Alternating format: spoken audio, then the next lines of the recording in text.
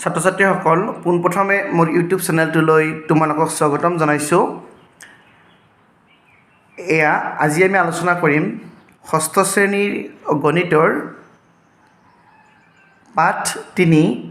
জ্যামিতিৰ মৌলিক ধাৰণাসমূহ অৰ্থাৎ basic জ্যামেট্ৰিকেল ideas, সেই পাঠটিৰ এক্সাৰচাইজ 3B অনুশীলনী 3B। ইয়াৰে আগৰ ভিডিঅ'ত আমি অনুশীলনী 3Aৰ আটাইবোৰ কুৱেশ্যন আলোচনা কৰিছোঁ। যিসকল ছাত্ৰ ছাত্ৰীয়ে আগৰ ভিডিঅ'টো চোৱা নাই, তোমালোকে আজিৰ এইটো ভিডিঅ'ৰ ডেছক্ৰিপশ্যন বক্সত থকা লিংক নতুবা প্লে'লিষ্টৰ জৰিয়তে আগৰ ভিডিঅ'টো চাব পাৰিবা। আজি আমি এক্সাৰচাইজ 3Bৰ আটাইবোৰ কুৱেশ্যন আলোচনা কৰিম। আমি এই এক্সাৰচাইজ 3Bৰ আটাইবোৰ কুৱেশ্যন আলোচনা কৰাৰ পূৰ্বে আমি সৰল চিত্ৰৰ বিষয়ে জানিব লাগিব, অৰ্থাৎ simple figure, close and open curve, বন্ধ আৰু খোলা বক্ৰ বা বন্ধ আৰু খোলা চিত্ৰ। তাৰপিছত আমি ক্ষেত্ৰৰ বিষয়ে আমি জানিব লাগিব, পলিগন বা বহুভুজৰ বিষয়ে জানিব লাগিব, আৰু কোনবিলাক উত্তল বহুভুজ বা কনভেক্স পলিগন আৰু কোনবিলাক অৱতল বহুভুজ বা কনকেভ পলিগন, আমি সেই আটাইবোৰৰ বিষয়ে জানিব লাগিব। গতিকে আমি আগতে অকণমান সেইখিনি আলোচনা কৰি লওঁ, তাৰপিছত আমি ইয়াৰ আটাইবোৰ কুৱেশ্যন আলোচনা কৰিম। এতিয়া চিম্পল ফিগাৰ, সৰল চিত্ৰ। সৰল চিত্ৰ কোনবিলাক কয় চাবা। ধৰা মই কলমটো দি এটা চিত্ৰ আঁকিলোঁ, এনেকুৱা। এইটো এটা সৰল চিত্ৰ হ'ব। মই কলমটো উঠোৱা নাই, ইয়াৰ পৰা আৰম্ভ কৰিছোঁ, ইয়ালৈকে আঁকিছোঁ। এইটো এণ্ড পইণ্ট, এইটো এণ্ড পইণ্ট, বা এইটো মূৰবিন্দু, এইটো মূৰবিন্দু বা প্ৰান্তবিন্দু। এই প্ৰান্তবিন্দু দুটা বেলেগ বেলেগ। ইয়াৰ পৰা ইয়ালৈ যেতিয়া চিত্ৰটো আঁকিছোঁ, ক'তো কটাকটি কৰা নাই, গতিকে এইটো এটা সৰল চিত্ৰ। আকৌ যদি এনেকৈ যদি দিওঁ, এইটো এটা সৰল চিত্ৰ হ'ব।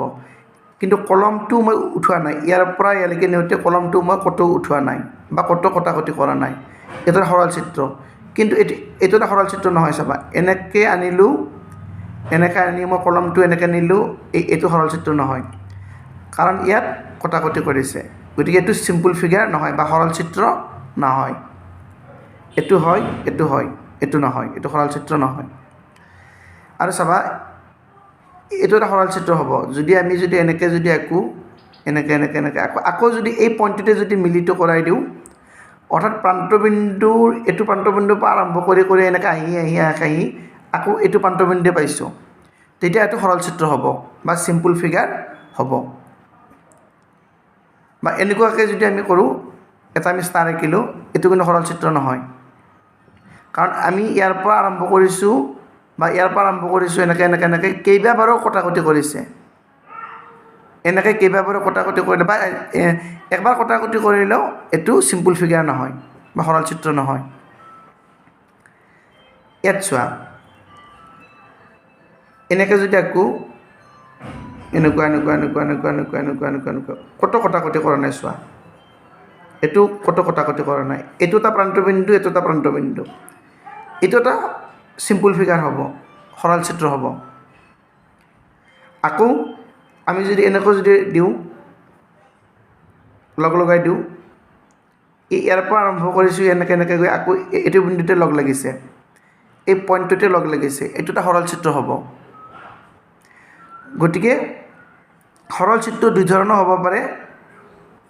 এটা খোলা, এটা বন্ধ। যেনেকুৱা এইটো বন্ধ, ক্ল'জ, এইটো ক্ল'জ, হয়নে? এইটো অ'পেন, এইটো অ'পেন, কাৰণ প্ৰান্তবিন্দু দুটা বেলেগ বেলেগ হ'লে অ'পেন বা খোলা।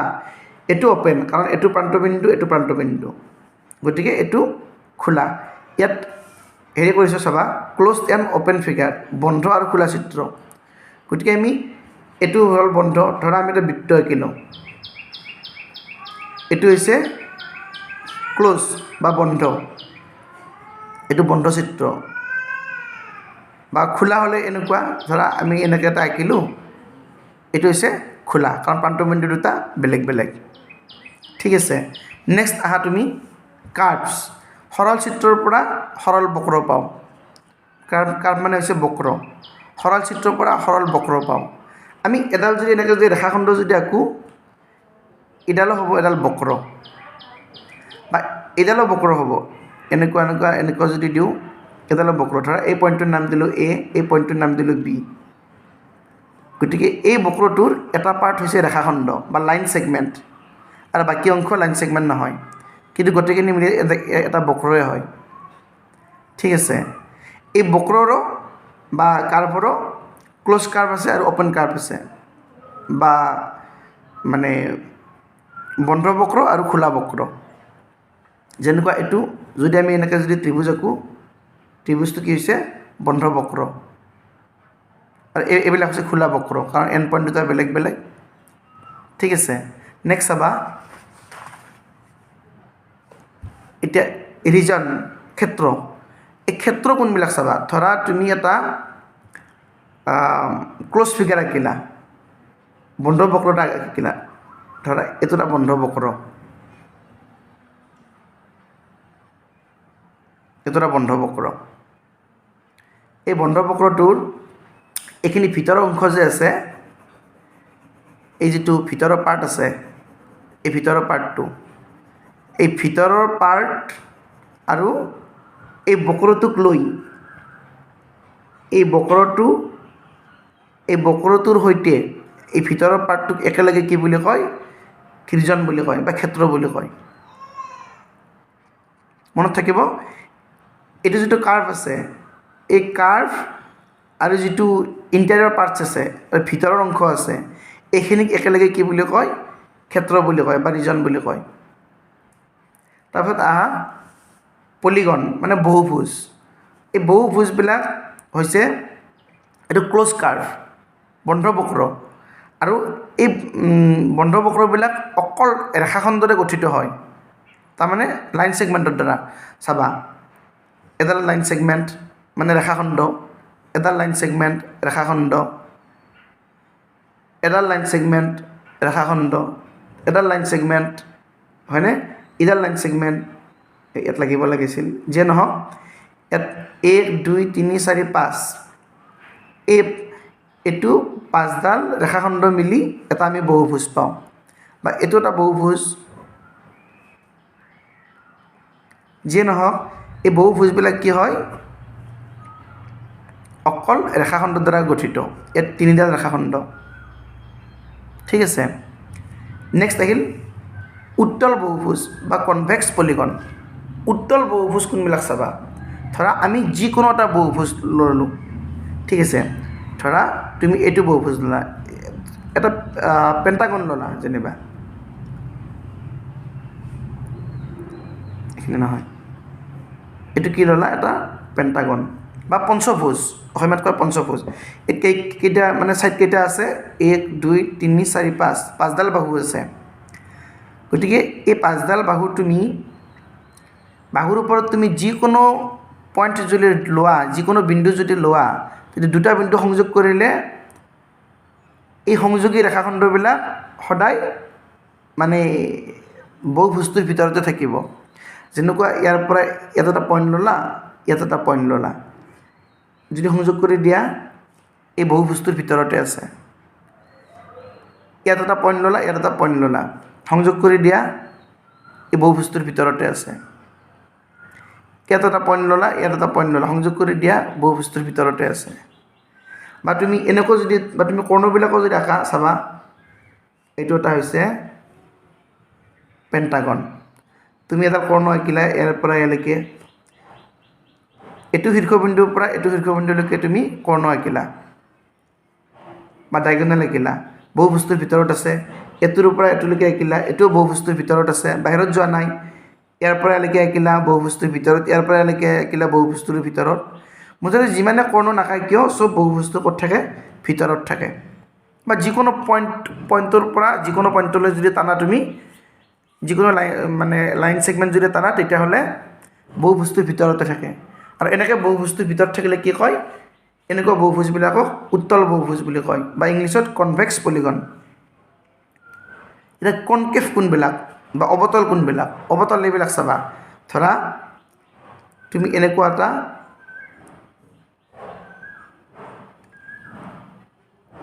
তুমি এটা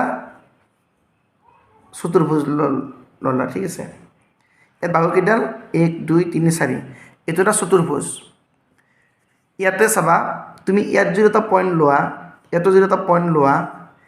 এই পইণ্টৰ পৰা এই পইণ্টলৈকে যদি তুমি এডাল যদি লাইন সেগমেন্ট টানি দিয়া ৰেখাখণ্ড তেতিয়াহ'লে এইটো এই চতুৰ্ভুজটোৰ বাহিৰত আছে গতিকে কিন্তু ইয়াৰ পৰা ইয়ালৈকে দিলে কিন্তু ভিতৰতে থাকিব কিন্তু আকৌ ইয়াৰ পৰা দিলে বাহিৰত থাকিব কিন্তু উত্তল বহুভুজৰ ক্ষেত্ৰত প্ৰত্যেকডাল ৰেখাখণ্ড ভিতৰতে থাকিব কিন্তু অবতল বহুভুজৰ ক্ষেত্ৰত প্ৰত্যেকডাল ৰেখাখণ্ড মানে ভিতৰত নাথাকিব পাৰে বাহিৰতো থাকিব পাৰে গতিকে এইবিলাক হৈছে অবতল বহুভুজ বা কনকেভ পলিগন এতিয়া বলাচোন আমি কোৱেশ্চন আনসাৰখিনি আলোচনা কৰোঁ Exercise 3B, question number 1. Some curves are given below. এতলত কিছুমান কাৰ্ভ দিয়া আছে এইবিলাক কাৰ্ভ অকমান আগতে আলোচনা কৰিলো separate the open and close curves from this curves গতিকে কোনবিলাক ওপেন আৰু কোনবিলাক ক্লোজ এইবিলাক সেপাৰেট কৰিব লাগে also colour the interior parts of the close curve গতিকে যিবিলাক মানে ক্লোজ কাৰ্ভ আছে সেইখিনি এইবিলাকত কি কৰিব কৈছে ৰং কৰিব দিছে কালাৰ কৰিব দিছে অসমীয়াখিনি পঢ়ি চোৱা যে তলত কিছুমান বক্ৰৰ চিত্ৰ দিয়া আছে বক্ৰ মানে হৈছে কাৰ্ভ এইবিলাক বক্ৰ ঠিক আছে বক্ৰৰ চিত্ৰ দিয়া হৈছে এইবোৰৰ পৰা খোলা আৰু বন্ধ বক্ৰবোৰ বাছি উলিওৱা কোনবিলাক খোলা আৰু কোনবিলাক বন্ধ বন্ধ বক্ৰবোৰৰ অন্তৰ্ভাগ ৰঙেৰে বলোৱা চাবা তোমালোকে জানা এইটো হৈছে হেৰি খোলা এখিনি আসলতে লগ লাগিব লাগিছিল কিন্তু এটো পৃষ্ঠাত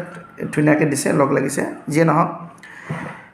গতিকে এইটো হৈছে খোলা এইটো কিয় খোলা ইয়াৰ প্ৰান্তবিন্দু দুটা বেলেগ বেলেগ এইটো এটা প্ৰান্তবিন্দু এইটো এটা প্ৰান্তবিন্দু বা ইংলিছত কয় এণ্ড পইণ্ট এইটো এণ্ড পইণ্ট বেলেগ বেলেগকৈ আছে আৰু ইয়াৰ পৰা এনেকৈ আহোঁতে ইয়ালৈকে আহোঁতে কতো কটাকটি কৰা নাই বাৰু যিয়ে নহওক এইটো হৈছে এটা মানে খোলা বক্ৰ এইটো খোলা বক্ৰ এইটো বন্ধ বক্ৰ হয়নে ইয়াৰ পৰা এনেকৈ আহি আকৌ ইয়াত লগ লাগিছে এইটো বন্ধ এইটো বন্ধ এইটো খোলা এইটো খোলা এইটো খোলা এইটো বন্ধ এতিয়া ইয়াত আছে যিবিলাক বন্ধ বক্ৰবোৰ অন্তৰ্ভাগ ৰঙেৰে বোলা অন্তৰ্ভাগ মানে ভিতৰৰ ভাগ এইটো বন্ধ বক্ৰ ইয়াত এনেকৈ ৰং কৰি দিবা ভিতৰৰ ভাগটো এইটো বন্ধ ভিতৰটোত ৰং কৰি দিবা এইটো বন্ধ এইটো ভিতৰত ৰং কৰি দিবা মই আনসাৰখিনি কৰি দিছোঁ চাবা এইটো সলিউশন 1 ওপেন কাৰ্ভস মানে খোলা বক্ৰ ইংলিছ মিডিয়ামৰ ষ্টুডেণ্টে লিখিবা ওপেন কাৰ্ভস আৰু যিখিনি আছামিজ মিডিয়ামৰ ষ্টুডেণ্ট তোমালোকে লিখিবা খোলা বক্ৰ এইখিনি হৈছে খোলা বক্ৰ আমি সেপাৰেট কৰিছোঁ 1 নম্বৰটো এইটো খোলা আৰু এইটো খোলা এইটো হৈছে ক্লোজ কাৰ্ভস অৰ্থাৎ বন্ধ বক্ৰ এই তিনিটা হৈছে বন্ধ বক্ৰ 2 নম্বৰ 3 নম্বৰ আৰু 7 নম্বৰ এই বন্ধ বক্ৰবিলাকৰ ভিতৰত তোমালোকে কি কৰিবা ৰং কৰিবা এতে ৰং কৰিব দিছে ঠিক আছে এনেকৈ ৰং কৰিবা পেন্সিলেৰে নহয় তোমালোকৰ যদি কালাৰ আছে কালাৰেৰে প্ৰত্যেকটোৰে ভিতৰ ভাগ এনেকৈ ৰং কৰি দিবা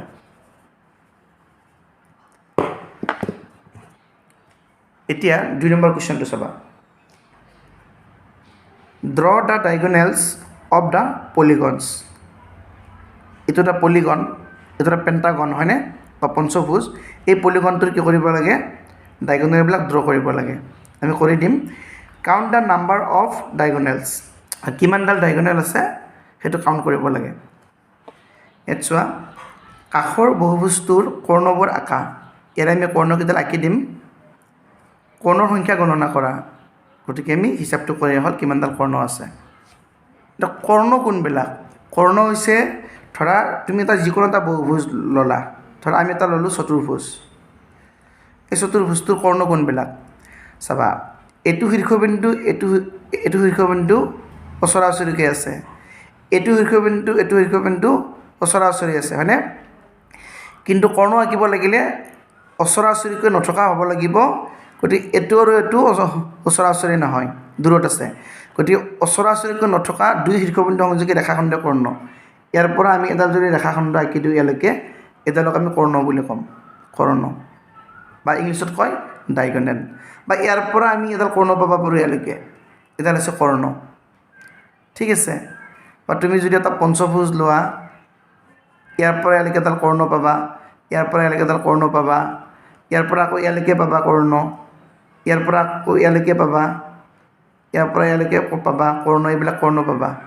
তাৰমানে ওচৰা ওচৰিকৈ নথকা দুটা শীৰ্ষবিন্দু সংযোগী ৰেখাখণ্ড হৈছে কৰ্ণ ঠিক আছে গতিকে এইটোৰ কৰ্ণবিলাক আমি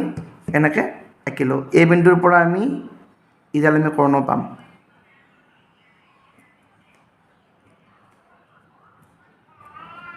এ দি এডাল কৰ্ণ বা ডায়গনেল এৰ পৰা আকৌ চিলৈকে এডাল পাম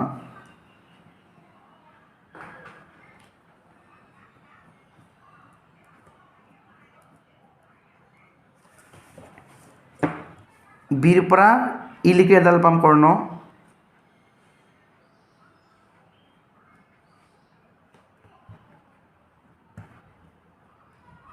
বিৰ পৰা ডিলৈকে পাম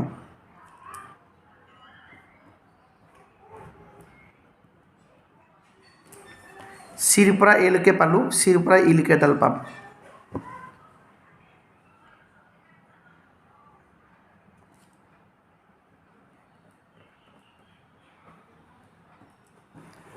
ডিৰ পৰা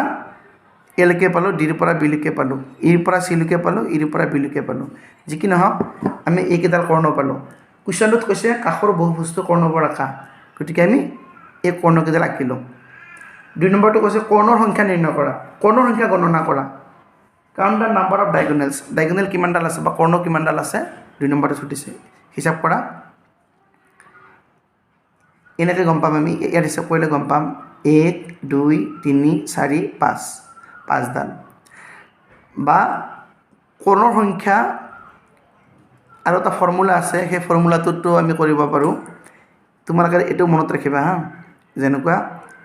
কৰ্ণৰ সংখ্যা বা number of diagonal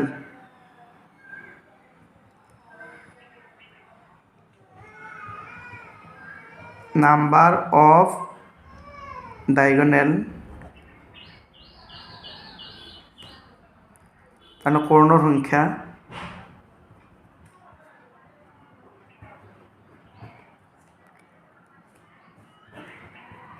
number of diagonal কৰ্ণৰ সংখ্যা কি n whole into n minus 3 divided by 2 এই nটোৱে বাহুৰ সংখ্যা বুজাইছে গতিকে nটো বাহুৰ সংখ্যা হ'লে তুমি চাবাচোন n মানে কি মানে কিমানডাল বাহু আছে ইয়াতে 5টা আছে যেটো পঞ্চভুজ 1 2 3 4 5 5 n মাইনাছ 3 n মানে 5 যেটো 5ডাল বাহু মাইনাছ 3 ডিভাইডেড বাই 2 গতিকে 5 ইয়াত একো নাই মানে ইনটু 5 ইনটু 5ৰ পৰা 3 গ'লে 2 তলত 2 থাকিল আমি এই 2 2 কাটি দিলোঁ থাকিল 5 তাৰমানে এনেকৈ আমি কৰ্ণৰ সংখ্যা উলিয়াব পাৰোঁ গতিকে এইটো এটা সহজ ফৰ্মুলা গতিকে আমি হিচাপ কৰি কৰিব পাৰোঁ কৰ্ণ 1 2 3 4 5 5ডাল আছে গতিকে এইটো আনচাৰটো হ'ব 5 এতিয়া চাবা তোমাক এটা কথা কৈছোঁ এইটো পঞ্চভুজ ইয়াত 5ডাল বাহু আছে কাৰণে আমাৰ কৰ্ণৰ সংখ্যা হিচাপ কৰোঁতে আমাৰ একদম সহজ হৈছে পটকৈ উলিয়াইছোঁ কিন্তু যদি বহুভুজটোৰ বা পলিগনটোৰ মানে ছাইডৰ সংখ্যা বা বাহুৰ সংখ্যা যদি বহুত বেছি হয় তেতিয়াহ'লেতো কৰ্ণৰ সংখ্যা আৰু বহুত বেছি হ'ব তেতিয়া আমি এই এডাল এডালকৈ হিচাপ কৰি থকাতকৈ ডাইৰেক্ট এইটো ফৰ্মুলাত যদি কৰি দিওঁ তেতিয়াহ'লে আমি গম পাম যে কৰ্ণৰ সংখ্যা কিমানটা আছে যিয়ে নহওক এইটো আনচাৰটো 5 হ'ব এতিয়া কুৱেশ্যন নম্বৰ 3 চাবা divide simple figure and not simple figure মই অকণমান আগত আলোচনা কৰিলোঁ যে কোনবিলাক আমি চিম্পল ফিগাৰ বুলি ক'ম আৰু কোনবিলাকক আমি চিম্পল ফিগাৰ বুলি নকওঁ বা সৰল চিত্ৰ কোনবিলাকক ক'ম আৰু কোনবিলাকক সৰল চিত্ৰ বুলি নকওঁ ঠিক আছে গতিকে সেইবিলাক ডিভাইড কৰিব লাগে ভাগ ভাগ কৰি দিয়া ফ্ৰম দ্য ফলোয়িং ডায়েগ্ৰাম এই ডায়েগ্ৰামটোৰ পৰা চাবা তলৰ চিত্ৰবোৰ সৰল চিত্ৰ আৰু সৰল চিত্ৰ নহয় এই দুই ভাগত তালিকাভুক্ত কৰা তোমালোকে চাবাচোন এইটো সৰল চিত্ৰ নহয় এইটো আমি লিখিব পাৰোঁ এইটো এটা সৰল চিত্ৰ এইটো সৰল চিত্ৰ কাৰণ এমটো আমি এনেকৈ দি কিনে এনেকৈ দিব পাৰোঁ এনটো সৰল চিত্ৰ অ'টো সৰল চিত্ৰ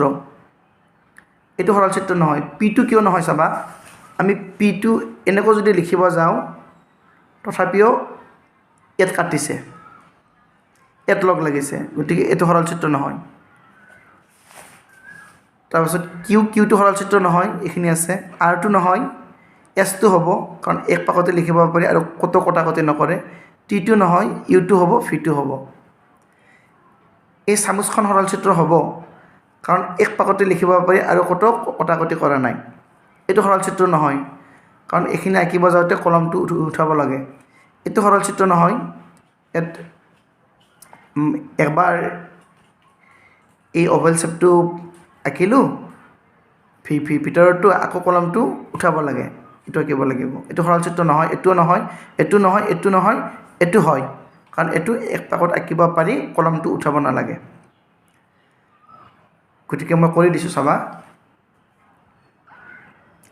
এইটো চোৱা, সলিউশ্যন 3 চিম্পল ফিগাৰ সৰল চিত্ৰ। এইকেইটা সৰল চিত্ৰ হয়, LMNOSUV বা এই চামুচখন ষ্টাৰ। গতিকে এইবিলাক আমি চিত্ৰ হিচাপে ধৰি লৈছোঁ, ঠিক আছে। নেক্সট, সৰল চিত্ৰ নহয়, এইকেইটা সৰল চিত্ৰ নহয়।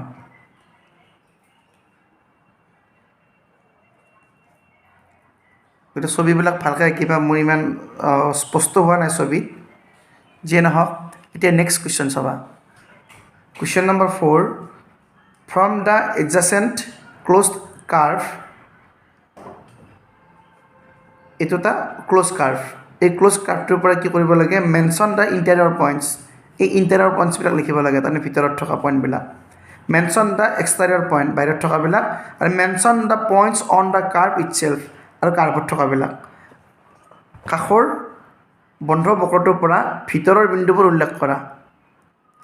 বাহিৰৰ বিন্দুবোৰ উল্লেখ কৰা, আৰু বক্ৰটোৰ ওপৰত থকা বিন্দুবোৰ উল্লেখ কৰা। এইটো আছিলে।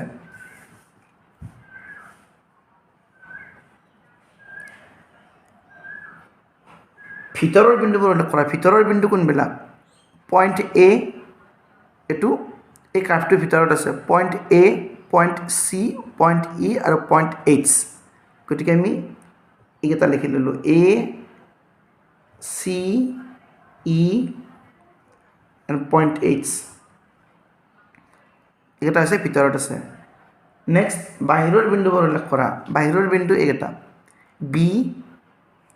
F, L, B, F, L. তোমালোকে পঢ়োঁতে এনেকৈ পঢ়িবা, point B, point F and point L, B, F, L. তাৰ 3 নম্বৰটো চাবা, এইটো কি দিছে,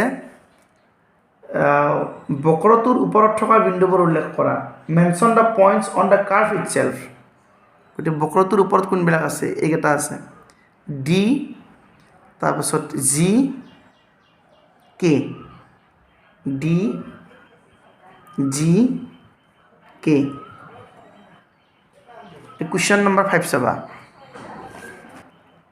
for the 2 polygons in figure 1 and 2 of the following, এই ফিগাৰ দুটাৰ পৰা চাবা, name the ভাৰ্টিচিছ।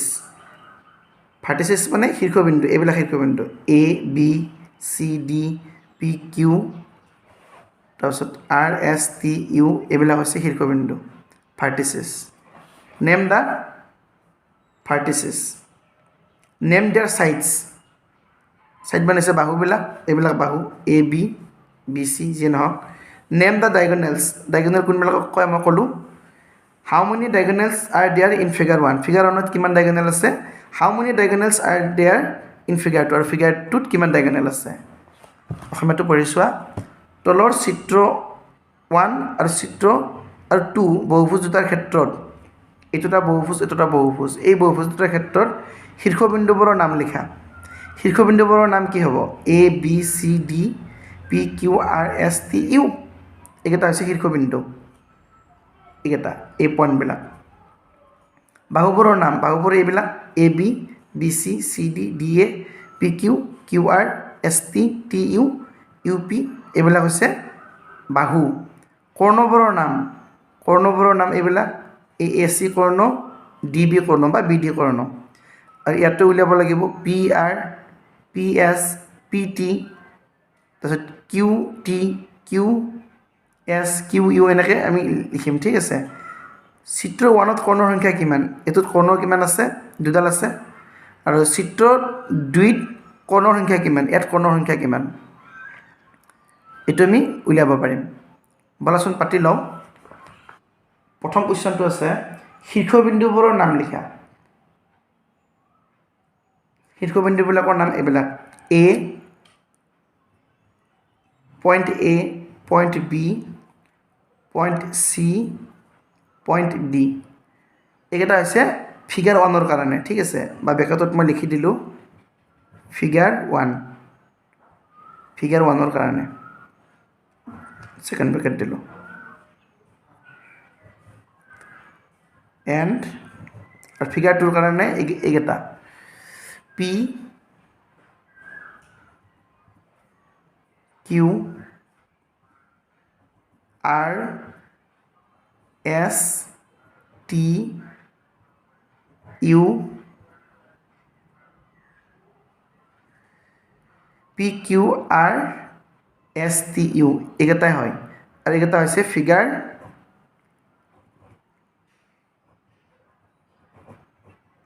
2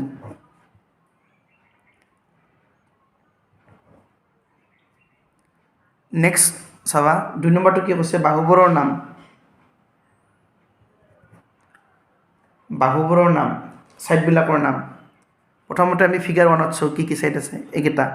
A B B C C D আৰু ডি এ এইকেইটা হৈছে বাহু A B B C C D D A এইকেইটা হৈছে ফিগাৰ 1ৰ কাৰণে এণ্ড ফিগাৰ 2ৰ কাৰণে যিবিলাক আছামিজ মিডিয়ামৰ ষ্টুডেণ্ট তোমালোকে এইখিনি লিখি ইয়াত লিখিবা আৰু ফিগাৰ 2ৰ কাৰণে চাবা P Q Q R R S তাৰমানে এইবিলাক হ'ব P Q R R S next S T ইডাল বাহু এছ টি তাৰপাছত টি ইউ তাৰপিছত ইউ পি গতিকে এইটো হ'ব ফিগাৰ 2ৰ কাৰণে গতিকে বাহু হৈ গ'ল তাৰপাছত কি হৈছে কৰ্ণবোৰৰ নাম লিখা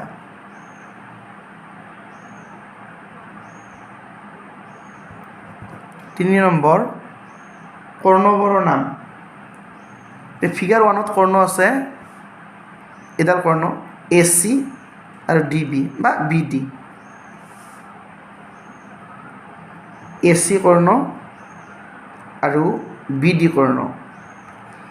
এইটো হৈছে ফিগাৰ 1ৰ কাৰণে এণ্ড ফিগাৰ 2ৰ কাৰণে হৈছে এইকেইটা চাবা আমি পিৰ পৰা ষ্টাৰ্ট কৰোঁ আমি পি বিন্দুৰ পৰা কি কৰ্ণ পাওঁ চাবা P R P S P T গতিকে আমি এইকেইটা লিখি লওঁ P R P S P T পিৰ পৰা হ'ল এতিয়া কিউৰ পৰা আমি কি পাওঁ চাবা কিউ এছ কিউ টি আৰু কিউ ইউ কিউ এছ তাৰপাছত কিউ টি কিউ ইউ তাৰপাছত আৰৰ পৰা চাবা আৰ পি আৰ ইউ আৰু আৰ পি আমি আৰ পি লিখিলোঁ ইয়াত কাৰণ যিহেতু আমি পি আৰ লিখিছোঁ আগতে সেইকাৰণে আমি আৰ পি নিলিখোঁ এইটো একেই পি আৰ মানে যি আৰ পি মানে একেডালে বুজায় এইডাল কৰ্ণ গতিকে আমি কি লিখিম আৰ টি আৰু আৰ ইউ আৰ টি আৰু আৰ ইউ আৰৰ পৰা হৈ গ'ল নেক্সট এছৰ পৰা চাবা এছ ইউ এছ পি নিলিখোঁ আমি পি এছ লিখিছোঁ আগতে আৰু এছ কিউ নিলিখোঁ যিহেতু আমি কিউ এছ লিখিছোঁ আগতে গতিকে আমি কি লিখিম এছৰ পৰা এতিয়া এছ ইউ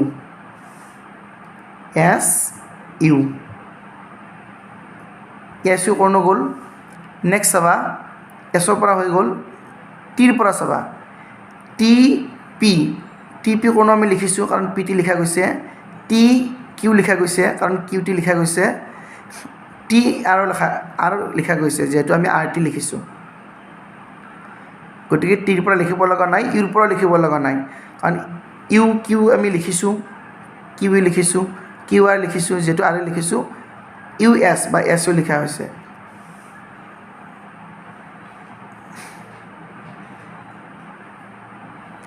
গতিকে এইটো আছিল ফিগাৰ 2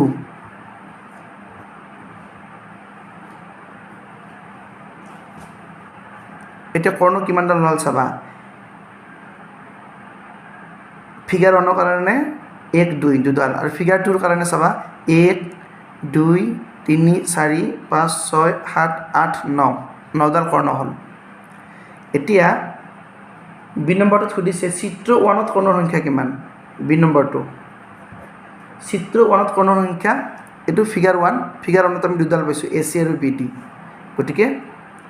চিত্ৰ 1ত কৰ্ণৰ সংখ্যা কিমান 2 আৰু চিত্ৰ চি নম্বৰটো চিত্ৰ 2ত কৰ্ণৰ সংখ্যা কিমান 2 নম্বৰ চিত্ৰটোত কৰ্ণৰ সংখ্যা কিমান 9ডাল এইটো ফিগাৰ 2 হয়নে 1 2 3 4 5 6 7 8 9 এইটো হ'ব 9 আনসাৰ বা তুমি এনেকৈ কৰিব পাৰা চাবা মই তোমাক অকমান আগত কৈছিলোঁ n whole into n - 3 divided by 2 যে এটোটো সহজ এটো দুডাল কৰ্ণ এত কোনো হিসাব নিকাচ কৰিব লগা নাই এ চি আৰু বি ডি দুডাল কৰ্ণ বাস 2 লিখি দিলে হ'ল কিন্তু ইয়াত 9ডাল আছে এডাল এডালকৈ হিসাব কৰি গ'লে এনেকৈ ভুলো হ'ব পাৰে গতিকে যদি আমি এই ফৰ্মুলাটোত যদি কৰি দিওঁ চাবা n whole into n - 3 divided by 2 হ'লে গতিকে n মানে হৈছে বাহুৰ সংখ্যা ঠিক আছে n বাহুৰ সংখ্যা তাৰমানে নাম্বাৰ অফ সাইড বাহুৰ সংখ্যা কিমান আছে চাবা পি কিউ বাহু 1 2 3 4 5 6 6ডাল বাহু গতিকে এনৰ জেগাত আমি 6 লিখিলোঁ 6 ইনটু ইয়াত এখনে মানে পূৰণ আছে 6 ইনটু এনৰ জেগাত 6 লিখিলোঁ 6 - 3 ডিভাইডেড বাই 2 2 দিয়ে 6 কাটিলে 3 বাজ যাব গতিকে ইয়াত থাকিল 3 পূৰণ 6 পৰা 3 গ'লে 3 সমান 3 3 গুণ 9 গতিকে 9 হ'ব গতিকে এইখিনি তোমালোকক বুজি পোৱাৰ কাৰণে দিলোঁ ঠিক আছে গতিকে যি কি নহওক বি নম্বৰটো হ'ব 2 চি নম্বৰটো হ'ব 9 মৰমৰ ছাত্ৰ ছাত্ৰীসকল এতিয়া ভিডিঅ'টো ইমানেই আছিলে পৰৱৰ্তী ভিডিঅ'ত আকৌ লগ পাম এতিয়া ভিডিঅ'টো চোৱাৰ বাবে ধন্যবাদ